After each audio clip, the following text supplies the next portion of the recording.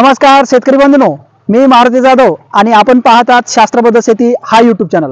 मित्रांनो, आज आपण चिंचोली या गावामध्ये आलेलो आहे, जे की नाशिक जिल्ह्यामध्ये बीट या पिकासाठी प्रसिद्ध आहे। येथील शेतकरी जवळपास 60 ते 70% बीट करतात। तर त्या अनुषंगाने आज आपण चिंचोली येथे आलेलो आहे आणि प्रत्यक्षात जाणून घेऊया की नेमकं बीट जी आहे ते कशा पद्धतीने त्याचं जे काही नियोजन व्यवस्थापन आहे ते आपल्याला करायचं आहे आणि त्याच्यातून कोणत्या पद्धतीने आपल्याला उत्पन्न जास्तीत जास्त घेता येईल, मार्केटला काय डिमांड आहे, कधी राहते, त्याचे फायदे त्याचे तोटे, ह्या सगळ्या गोष्टी आज आपण या व्हिडिओच्या माध्यमातून चर्चा करणार आहोत। मित्रांनो, खऱ्या अर्थाने आज आपल्यासोबत काही शेतकरी आहेत, प्रत्यक्षात त्यांच्याचकडून आपण जाणून घेऊया। नमस्कार दादा। नमस्कार, माझं नाव संदीप सानप, चिंचोली, तालुका सिन्नर, जिल्हा नाशिक। बीट हे पीक आहे ना, काळवट जमिनीत एकदम मस्त चालतं।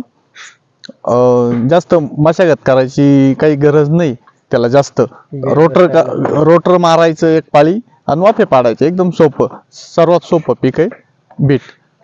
तर अक्षय ही व्हरायटी करतो असं, एकदम मस्त आहे। 2 महिने लागतात त्याला यायला, असं मेहनतीची गरज काही नाही एवढी। एक पाळी रोटर मारायचं, वाफे पाडायचे, फुकून द्यायचं, फुकून दिल्यावर वखरे हाकायचे आणि भरून द्यायचं। खऱ्या अर्थाने याची जी पद्धत आहे ती कोणती आहे, म्हणजे कोणत्या पद्धतीने चांगलं येतं ते? बेड पद्धत आहे, वाफा पद्धत आहे, सरी पद्धत आहे। सरीला टोकन आहे, वाफ्याला फोकता येते आणि बेडला फोकून द्यायचं। आणि कशा पद्धतीने फोकायचं? असं काही मिक्स करतात? नाही, काहीच नाही, नुसतं बीज फेकतो तसं त्या मापात। फेकायचं, किंवा मग आपण भाजी फेकतो असं फेकायचं। सिस्टीम करायची का बरं, तुमचे 20 वाफे पडले, एक 20 ग्रॅमला म्हणजे 5 वाफे टाकायचे। अच्छा अच्छा, अशी पद्धत करायची। म्हणजे एकरी उत्पन्न जास्तीत जास्त किती निघतं, कमीत कमी किती निघतं? ते उतार्यावर राहणार, तुमच्या बियावर। तुमचं बी चांगलं लागलं, उतारा चांगला, तर तुमचं उत्पन्न चांगलं निघणार। कमीत कमी 25, 30, 40, 50 क्विंटल पर्यंत निघतं। क्विंटल का टन? क्विंटल निघतं।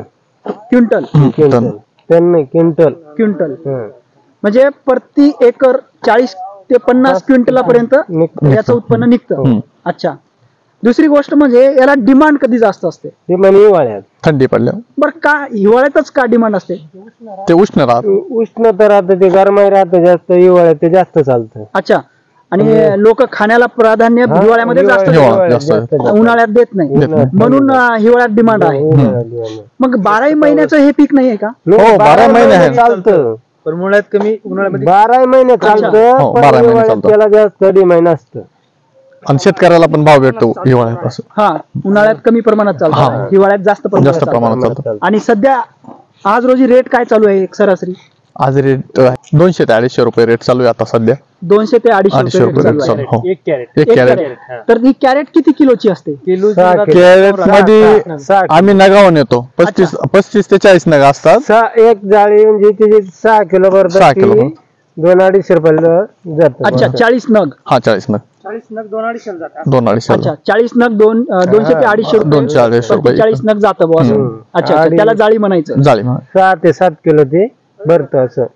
आणि हे उत्पन्न समजा कोणी एखाद्या शेतकऱ्यांनी एकर भर केलं किंवा 2 एकर लागवड केली, तर ते एक कटा जर मार्केटला घेऊन गेलो तर त्याला डिमांड कमी राहील। पण विक्री होते का? हो, विक्री होते, पण फुकट विक्री होते असं।